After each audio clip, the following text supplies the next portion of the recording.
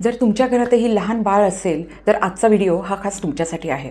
आज मी असे काही महत्त्वाचे वॉर्निंग साइन्स सांगणार आहे जे लहान बाळांमध्ये जर दिसून आले तर निश्चितच लवकरात लवकर त्यांना डॉक्टरांकडे नेणं हे अतिशय महत्त्वाचे आहे। चला तर मग बघूयात की हे कुठले कुठले वॉर्निंग साइन्स आहेत। 6 महिन्यापर्यंतची जी बाळं असतात ती साधारणपणे पूर्ण वेळ तर झोपलेलीच असतात, दर 2 ते 3 तासांनी उठून ती फीड घेतात। पण जर तुमचं बाळ लिथार्जिक वाटत असेल, ॲक्टिव्ह वाटत नसेल, जर 2 ते 3 तासानंतर ते व्यवस्थित फीड घेत नसेल तर निश्चितच हे एक वॉर्निंग साईन आहे। याचं कारण असू शकतं सेप्सिस अर्थात इन्फेक्शन। त्याच्यामुळे निश्चितच जर बाळ फीड घेत नसेल आणि लिथार्जिक वाटत असेल म्हणजे तितकंसं ॲक्टिव्ह वाटत नसेल तर लवकरात लवकर डॉक्टरांकडे नेणं हे अतिशय गरजेचं आहे। पुढची साईन आहे ती म्हणजे इनकन्सोलेबल क्राईंग, बाळाचं कंटिन्युअस रडणं। जनरली बाळाचं रडणं हे 2 भागामध्ये आपण विभागू शकतो, एक तर इनकॉन्सोलेबल क्राईंग आणि दुसरं कॉन्सोलेबल क्राईंग। कॉन्सोलेबल क्राईंग म्हणजे काय की जनरली बाळं ही प्रत्येक कारणासाठी रडतात, म्हणजे त्यांना भूक लागली तरीसुद्धा रडतात, शी शू केली तरीसुद्धा रडतात। पण ज्यावेळी म्हणजे त्यांचं जे काही कारण आहे रडण्याचं ते जर आपण फुलफिल केलं, म्हणजे जर भूक लागली असेल, बाळाला दूध मिळालं तर ते रडणं थांबतं, किंवा पॉटी केली असेल, शू केली असेल तर आणि ते जर क्लीन केलं, आपलं डायपर चेंज केलं तर मग बाळ रडण्याची थांबतात। पण जर असं सगळं करूनसुद्धा जर बाळ कंटिन्युअस रडत असेल तर मग हे एक वॉर्निंग साईन आहे आणि लवकरात लवकर बाळाला काय रडण्याचं कारण आहे हे शोधण्यासाठी डॉक्टरांकडे नेणं हे गरजेचं आहे। 1 ते 2 महिन्यापर्यंत बाळांना पोटात गॅसेस खूप होतात। साधारणपणे रात्री जेव्हा बाळं रडतात ते बरेचदा त्याचं कारण असतं पोटातील गॅस। त्याच्यामुळे गॅसवरचा एखादा जर ड्रॉप तुमच्या घरात असेल तर तो देऊन बघायला हरकत नाही, पण तो देऊनसुद्धा जर बाळ रडतच असेल तर निश्चितपणे डॉक्टरांकडे नेणं हे जास्त योग्य ठरेल। पुढचं वॉर्निंग साईन आहे बाळाला ताप येणं। जर खूप ताप असेल, आता खूप ताप आहे किंवा कमी ताप आहे हे कसं ठरवायचं तर थर्मोमीटरने। जर तुमच्याकडे डिजिटल थर्मोमीटर असेल आणि त्याच्यामध्ये 99 डिग्री फॅरनहाईट यापेक्षा जास्त टेम्परेचर दिसत असेल तर त्याला आपण ताप आलाय असं म्हणतो। जर 99 डिग्री फॅरनहाईट याच्यापेक्षा कमी टेम्परेचर असेल तर त्याला ताप म्हणता येत नाही। बरेचदा बाळांचं डोकं फक्त गरम लागतं, अशावेळी घाबरण्याची गरज नाही। कुठल्याही माइल्ड इन्फेक्शनमुळे सुद्धा बाळाला ताप हा येऊ शकतो। तर अशा प्रकारे जर बाळाला ताप असेल, जर तुमच्याकडे घरामध्ये तापावरचं काही औषध असेल तुमच्या डॉक्टरांनी दिलेलं तर ते तुम्ही नक्कीच देऊ शकता।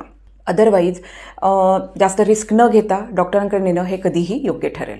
याचप्रमाणे बाळाचं शरीर जर जास्त गार लागत असेल, म्हणजे जसं हायपोथर्मियामध्ये आपल्याला दिसून येतं की बाळाचे हात, पाय, पोट, छाती, डोकं हे नॉर्मल टेम्परेचरपेक्षा जास्त थंड वाटत असेल तर अशा वेळेला सुद्धा तुम्ही इमिजिएटली बाळाला डॉक्टरांकडे नेणं हे अतिशय महत्त्वाचं ठरेल।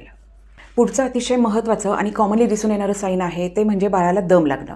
जर कुठल्याही प्रकारे लंग इन्फेक्शन बाळाला झालं आणि श्वास घेताना जर घरघर आवाज येत असेल बाळाच्या छातीतून तर निश्चितच हे सिरियस लंग इन्फेक्शन असू शकतं आणि अशा वेळेला लवकरात लवकर बाळाला डॉक्टरांकडे नेणं हे गरजेचं आहे। पुढचं महत्त्वाचं साईन आहे वॉमिटिंग अर्थात उलटी करणं। तर जनरली जेव्हा बाळ दूध पितं त्यानंतर थोडंसं दूध, जेव्हा आपण बाळाची ढेकर काढतो त्यावेळी थोडंसं दूध हे तोंडातून बाहेर येऊ शकतं, म्हणजे साधारण एक 5 ते 10 ml हे इतकं दूध तोंडातून बाहेर येऊ शकतं आणि बरेचदा हे दूध म्हणजे तोंडातून असं गुळणी आल्यासारखं बाहेर येतं, म्हणजे तोंडाला हे चिकटलेलं असतं। पण ज्यावेळी वॉमिटिंग आपण म्हणतो त्यावेळी फोर्सफुली हे दूध बाहेर येतं आणि जेवढं काही दूध पिलं त्याच्या साधारण 25% इतकं दूध बाहेर येतं, किंवा काही वेळेला जेवढं पिलं तेवढं सगळंच दूध बाहेर येतं। तर अशा वेळेला निश्चितच इमिजिएट मेडिकल हेल्पची गरज आहे। याशिवाय जर उलटीचा रंग हिरवट असेल म्हणजेच त्याच्यात बाईल मिक्स आहे, किंवा लालसर असेल म्हणजेच ब्लड मिक्स आहे, तर यापैकी कुठल्याही रंगाची उलटी होत असेल तिथंच लवकरात लवकर बाळाला मेडिकल हेल्प घेणं हे अतिशय महत्त्वाचं ठरतं। पुढची जी वॉर्निंग साईन आहे ती आहे लूज मोशन्स अर्थात जुलाब होणं। साधारणपणे जेव्हा बाळ ब्रेस्ट फिडिंग घेत असतं त्यावेळी दिवसभरात 6 ते 7 वेळा स्टिकी अशी मोशन पास करत असतं। जर बाळाची मोशन ही स्टिकी म्हणजे थोडीशी चिकट न होता कंप्लीट लूज मोशन होत असेल आणि त्याचं प्रमाणही जास्त असेल, म्हणजे नॉर्मली जे मी सांगितलं 6 ते 7 वेळा दिवसभरात होणं अपेक्षित आहे, पण जर बाळाला लूज मोशन्स होत असतील अगदी पाण्यासारखे किंवा हिरवट रंगाचे किंवा लालसर रंगाचे आणि त्याचं प्रमाणही जर जास्त असेल 8 ते 10 वेळा किंवा त्याच्यापेक्षा जर जास्त असेल तर निश्चितच हे एक वॉर्निंग साईन आहे, कारण यामुळे बाळाला डिहायड्रेशन होऊ शकतं, शरीरातील पाणी कमी होऊ शकतं आणि इमर्जन्सी सिच्युएशन ही निर्माण होऊ शकते आणि म्हणूनच लवकरात लवकर बाळाला ट्रीटमेंट मिळणं हे अतिशय महत्त्वाचं आहे। महत्त्वाचं लक्षण आहे बाळाला झटके येणं. आता जेव्हा बाळाला खूप ताप येतो तेव्हा तापातही झटके येऊ शकतात. पण या व्यतिरिक्त जर ब्रेन इन्फेक्शन असेल तर त्यामुळे सुद्धा बाळाला झटके हे येऊ शकतात, ज्याला आपण कन्व्हल्जन्स किंवा सीजर्स असं सुद्धा म्हणतो. आता मोठ्यांना जे झटके येतात त्यापेक्षा लहान बाळांमध्ये झटके येण्याचं जे काही चित्र आहे ते थोडंसं वेगळं असतं. म्हणजेच बाळ एखाद्या दिशेने एकटक बघतंय किंवा एका पर्टिक्युलर वेळाने आचके देतंय किंवा तोंडातून फेस येतोय, अशी काही लक्षणं आपल्याला बाळाला जर झटके येत असतील तर दिसून येऊ शकतात. याचबरोबर हातामध्ये जर्की मुवमेंट्स किंवा पायामध्ये जर्की मुवमेंट्स हे सुद्धा कन्व्हल्जन्सचं एक साईन असू शकतं. त्यामुळे असे जर साईन्स काही दिसून आले तर वेळ न घालवता त्वरित बाळाला जवळच्या पीडियाट्रिक हॉस्पिटलमध्ये नेणं अतिशय महत्त्वाचं आहे. पुढची महत्त्वाची वॉर्निंग साईन आहे ती म्हणजे अंबिलिकल कॉर्ड इन्फेक्शन. बाळाची जी अंबिलिकल कॉर्ड आहे तर ती पडून गेल्यानंतर समजा बेबीमध्ये सूज आली असेल, लालसर झाली असेल आणि थोडंसं इन्फेक्शन दिसत असेल. आता साधारणपणे कसं होतं, इनिशियल स्टेजेसमध्ये काही बाळांमध्ये थोडंसं इन्फेक्शन होऊ शकतं पण ते बरं होऊन जातं. पण जर इन्फेक्शन जास्त असेल, बाळाला ताप येत असेल, बेबीच्या इथे बऱ्यापैकी लालसरपणा आला असेल, सूज आली असेल, तर अशा वेळेला हे अंबिलिकल कॉर्ड इन्फेक्शन हे जास्त प्रमाणात असू शकतं. आणि अशा वेळेला घरी न थांबता बाळाला इमिजिएट डॉक्टरांकडे नेऊन योग्य ती ट्रीटमेंट घेणं अतिशय महत्त्वाचं आहे.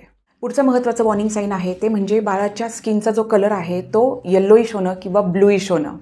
आता नवीन जन्मलेल्या बाळांच्या हाताचा किंवा पायाचा कलर हा किंचितसा ब्लूइश असा असू शकतो, कारण जन्म झाल्या बाहेरचं थंड वातावरण लागल्यामुळे असा ब्लूइश कलर हा दिसू शकतो.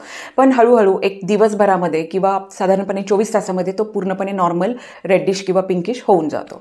असा जर 24 तासानंतरही बाळाचा रंग जर ब्लूइश दिसत असेल तर मग त्याचा अर्थच आहे की बाळाला अजूनही थंडी वाजत आहे किंवा मग त्याला काहीतरी इन्फेक्शन आहे. काही केसेसमध्ये सेंट्रल सायनोसिस म्हणजे बाळाचं तोंड, जीभ, लिप्स किंवा डोळे, कपाळ, तर अशा ठिकाणी जर ब्लूइश कलरेशन असेल तर मग हे सिरियस हार्ट डिसीज हा असू शकतो किंवा लंगचं काही इन्फेक्शन किंवा काही त्रास हा असण्याची शक्यताही वाढते. तर हे झालं सायनोसिसबद्दल. सेकंड डिस्कलरेशन जे कॉमनली लहान मुलांमध्ये दिसून येतं ते म्हणजे येल्लोइश डिस्कलरेशन. लहान मुलांमध्ये कावीळ होणं हे अतिशय कॉमन आहे आणि अशा वेळी तुम्हाला माहितीच असेल की बाळाला लाईटमध्ये ठेवतात जेणेकरून ती कावीळ हळूहळू कमी होत जाते. लहान बाळांमध्ये लिव्हरची डेव्हलपमेंट ही अजून तितकीशी झालेली नसते आणि त्यामुळे बाईल पिगमेंटचं हँडलिंग नीट होत नाही आणि म्हणून मग स्किनमध्ये डिपॉझिशन झाल्यामुळे येल्लोइश कलरेशन हे स्किनचं झालेलं असतं. पिवळा रंग आहे स्किनला आलेला तर तो कमी व्हायला मदत होते. फोटोथेरपी असं या ट्रीटमेंटचं नाव आहे. पुढचं महत्त्वाचं साईन आहे ते म्हणजे बाळाच्या शूमध्ये होणारे बदल. जर 6 ते 7 वेळापेक्षा कमी वेळा जर बाळ युरिन पास करत असेल तर त्याचा अर्थ आहे की बाळाच्या शरीरात पाण्याची कमतरता आहे, म्हणजेच बाळाला डिहायड्रेशन झालेलं आहे. आता लहान बाळांना आपण पाणी तर वरून पाजत नाही, पण जर आईचं दूध कमी पडत असेल तर त्यामुळे सुद्धा डिहायड्रेशन होऊ शकतं आणि म्हणूनच बाळाला एनकरेज केलं पाहिजे की जास्त वेळा ते ब्रेस्ट फीड घेईल की जेणेकरून पाण्याची कमतरता जी आहे ती भरून निघेल आणि डिहायड्रेशन हे रिकवर होऊन बाळ युरिन पास करेल. महत्त्वाचं साईन आहे ते म्हणजे जन्मानंतर पहिल्या 24 ते 48 तासामध्ये बाळाने शी करणं अपेक्षित असतं. हे स्टूल्स ब्लॅकिश कलरचे असतात आणि याला मेकोनियम असं बोललं जातं. पण जर बाळाने पहिल्या 24 ते 48 तासामध्ये मेकोनियम पास केलं नाही, म्हणजे पहिल्यांदा शी झाली नाही, तर निश्चितपणे त्याची तपासणी करणं हे अत्यंत गरजेचं आहे की इंटेस्टाईनमध्ये कुठे ते काही प्रॉब्लेम तर नाही आहे ना, कुठे काही ऑब्स्ट्रक्शन तर नाही आहे ना, याची डिटेलमध्ये तपासणी करणं गरजेचं आहे. महत्त्वाचं साईन आहे ते म्हणजे बाळाचं वजन न वाढणं. आता साधारणपणे न्यूबॉर्न बेबीज जे असतात त्यांचा वेट गेन पॅटर्न हा वेगळा असतो. जन्मानंतर साधारण 1 आठवड्यापर्यंत बाळाचं 10% वजन हे कमी होतं. म्हणजे जन्माच्या वेळी जर 3 किलो वजन असेल तर 1 आठवड्यानंतर साधारणपणे 2.7 kgच्या आसपास त्याचं वजन राहू शकतं.